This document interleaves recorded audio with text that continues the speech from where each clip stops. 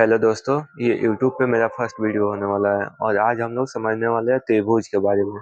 त्रिभुज क्या है, त्रिभुज के गुण क्या क्या है और त्रिभुज कितने प्रकार के होते हैं।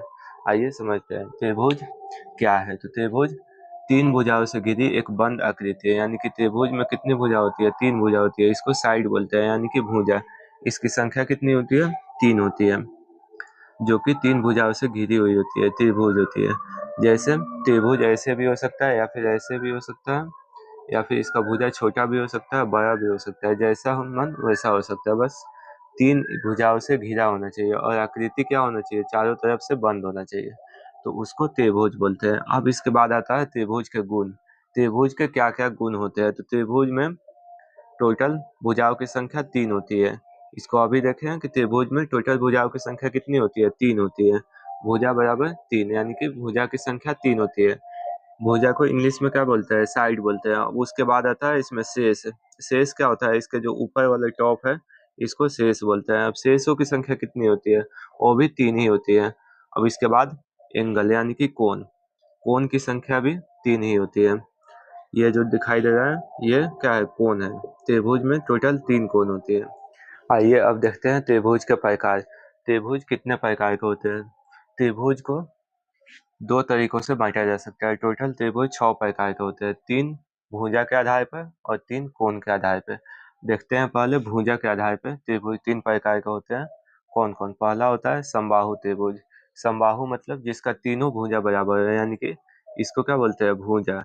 तो भुजा तीनों बराबर होना चाहिए। इसमें ये भुजा इसके बराबर और ये इसके बराबर, यानी कि तीनों आपस में बराबर होना चाहिए। तो कौन सा त्रिभुज होगा? समबाहु त्रिभुज। और दूसरे आता है समद्विबाहु त्रिभुज, यानी कि सम मतलब बराबर, द्वि मतलब दो, बाहु मीन्स भुजा। इसमें दो भुजा बराबर होना चाहिए। मान लेते हैं इसमें ये और ये भुजा बराबर है, तो ये क्या हो जाएगा? समद्विबाहु त्रिभुज हो जाएगा। ये अलग हो सकता है, लेकिन ये दोनों बराबर होगा तो समद्विबाहु त्रिभुज हो जाएगा। अब तीसरा आता है विषमबाहु त्रिभुज। विषमबाहु त्रिभुज में एक भी भुजा बराबर नहीं होता है, यानी कि कोई भी भुजा किसी के बराबर नहीं होगा, तो उसको बोलेंगे विषमबाहु त्रिभुज।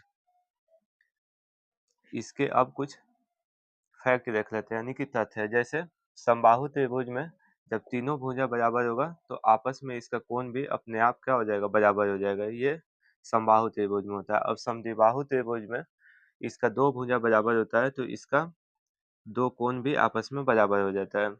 इसी तरह विषमबाहु में कोई भी बराबर नहीं होता, सब अलग अलग होता है, कोण भी और भुजा भी।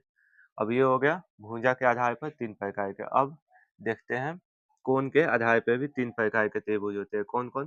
पहला होता है न्यून कोण त्रिभुज। न्यून कोण मतलब इसमें एक भी कोण 90 डिग्री से ज्यादा नहीं होना चाहिए, यानी कि इसमें सब कोण, जितना ये कोण है तीनों तीनों क्या होगा? 90 डिग्री से कम होगा, तो ये न्यून कोण त्रिभुज कहलाता है। इसमें एक भी भुजा 90 डिग्री से ज्यादा नहीं हो सकता। अब दूसरा देखते हैं समकोण त्रिभुज। समकोण त्रिभुज में क्या होता है? एक भुजा कोई भी 90 डिग्री का हो सकता है। इसमें कोई भी एक भुजा 90 डिग्री का होगा, तो ये क्या होगा? समकोण त्रिभुज होगा। अब इसके बाद आता है अधिक कोण त्रिभुज। अधिक कोण त्रिभुज में क्या होगा? कोई भी एक भुजा, इसमें कोई भी एक भुजा जो कि 90 डिग्री से ज्यादा हो, तो वो अधिक कोण त्रिभुज कहलाता है।